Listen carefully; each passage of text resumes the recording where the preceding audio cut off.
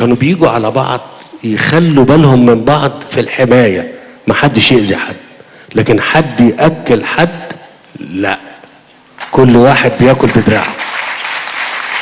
انا عشت معاهم وشفتهم، وغير بعد كده جوه القوات المسلحة شفناهم.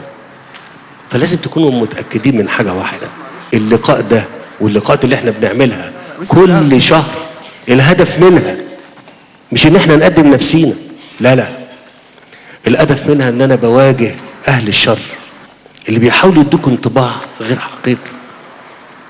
يعني انا مش عايز اقول كلمة صعبة،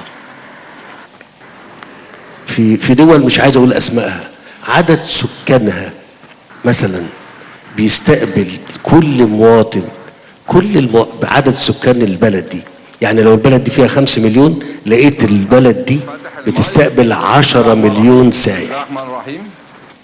ليه؟ لأنها عندها الأمن والأمان.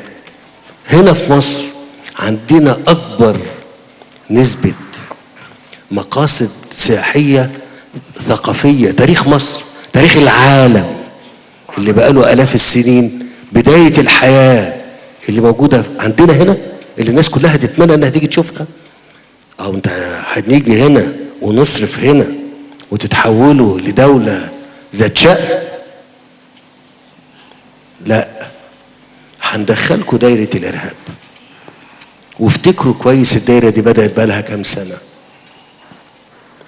وكل ما ترفعوا راسكم نروح حاطين ننزلها.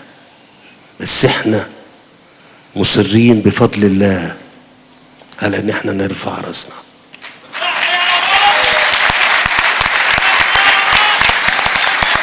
اوعوا تفتكروا الكلام ده كلام معنوي، الكلام ده بينطبق على سنن ربنا.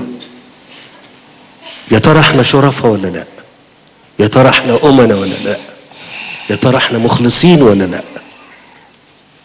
انا بحاول اكون كده، وعشان كده متأكد واكتبوا الكلام ده وسجلوا عليا، لازم ربنا هيرفع راية البلد دي، لازم. خليني انا جبت في كلمة الارهاب بالذات لانها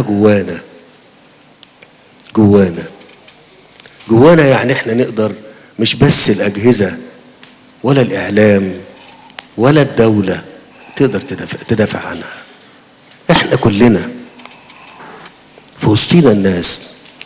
مش هقول لك ابدا نأذيه ولا طلب منك ان غيرك انت تقول له سيبنا نعيش، خش انت الجنة وسيبنا احنا نعيش. انت بتقول ان احنا مش كويسين واحنا هنروح النار، طب كفايه النار بتاعت ربنا، ما تبقاش نار ربنا ونار بتاعتكم كمان، مش كده ولا ايه؟